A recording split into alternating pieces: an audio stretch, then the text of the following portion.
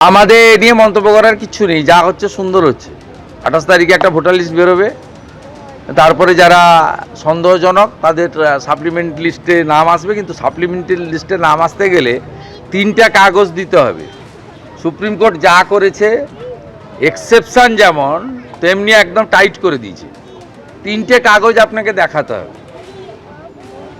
আপনি ভারতীয় আপনাকে দেখাতে হবে, আপনার ডোমিসাইল সার্টিফিকেট আপনাকে দেখাতে হবে, আপনার 18 বছর হয়ে গেছে আপনাকে দেখাতে হবে।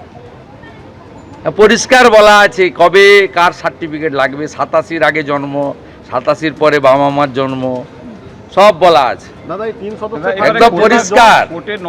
বাংলাদেশের মুসলমান অনুপ্রবেশকারীরা এই কাগজ দেখাতে পারবে না, আর কোর্ট নিযুক্ত লোকেরা তথ্য এবং কাগজের বাইরে যাবে না। আমাদের জানার কোনো দরকারই নেই। আগামীকাল থেকে শুরু হচ্ছে নথি যাচাই এবং তার আগে চূড়ান্ত প্রস্তুতি। জুডিশিয়াল অফিসারদের সঙ্গে কমিশনের প্রতিনিধিদের বৈঠক, এসআইআর নিষ্পত্তিতে বিচারকদের তালিকা প্রকাশ এবং ইতিমধ্যেই কমিটি গঠন করা হয়েছে। প্রতিটি জেলার জন্য 3 সদস্যের কমিটি গঠন করা হয়েছে। তৃণমূল মুখপাত্র কুণাল ঘোষ এই নিয়ে কি বলছেন শোনাব।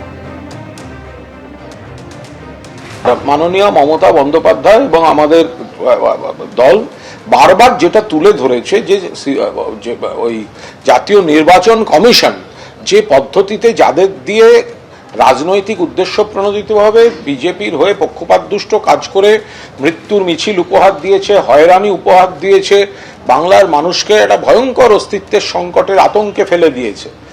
তো এবং যে পদ্ধতিতে তারা কাজ করছিলেন, যে পথ তৈরি করছিলেন, অন্য জায়গা থেকে আনছিলেন, আমরা আপত্তি করেছি। মাননীয় মুখ্যমন্ত্রী মমতা বন্দ্যোপাধ্যায় নিজে সওয়াল করে আপত্তি করেছেন এবং তারপর সুপ্রিম কোর্ট কিছু নির্দেশ দিয়েছেন, সেটা কলকাতা হাইকোর্টে এসছে এবং কলকাতা হাইকোর্ট সেই অনুযায়ী ব্যবস্থা নিয়েছেন। এসআইআর নিষ্পত্তিতে কমিটি গঠন করা হয়েছে, প্রশাসনিক কর্তাদের বৈঠক হয়েছে কমিশনের সঙ্গে। প্রতিটি জেলার জন্য যে কমিটি গঠন করা হয়েছে 3 সদস্যে, তাতে রয়েছেন জজ, জেলাশাসক এবং পুলিশ সুপার। সামগ্রিকভাবে সুজন চক্রবর্তী কি বলেছেন শুনুন। রাজ্য সরকারকে বারবার বলা সত্ত্বেও তারা প্রয়োজনীয় গ্রুপ বি অফিসার দিলেন না, 3 মাস ধরে দিলেন না। তারপরে কোর্টে থাপ্পড় খেয়ে সংখ্যা দিলেন, তারপরে থাপ্পড় খেয়ে নাম দিলেন, সেই নাম ঘুরে ভরা এবং ইত্যাদি তালগোল পাকানো। ফলে যেটা শেষমেশ কোর্ট শেষ পর্যন্ত রাজ্য সরকারের উপরে নির্বাচন কমিশনের অপদার্থতার পরে শেষমেশ ট্রাস্ট ডেফিসিট এই কথাটা বলে কার্যত রাজ্য সরকারের উপরে ভরসা করছিল, এক্সিকিউটিভ অফিসারদের উপর ভরসা করছিল, সেইটা এখন চলে গেল জুডিশিয়াল অফিসারদের উপরে। এইটা এক্সিকিউটিভদের কাছে, সরকারের কাছে চূড়ান্ত লজ্জার, অসম্মানের, অপমানের।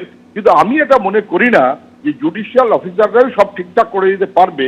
আর এটা কি কলেজে ভর্তির লিস্ট নাকি? প্রথম লিস্ট ফাঁকা থাকলো, সেকেন্ড লিস্ট ফাঁকা থাকলো, থার্ড লিস্ট। ভোটের তালিকায় সেটা কখনো হয়? কোথায় যাচ্ছি আমরা? এবিপি আনন্দ, এগিয়ে থাকে, এগিয়ে রাখে।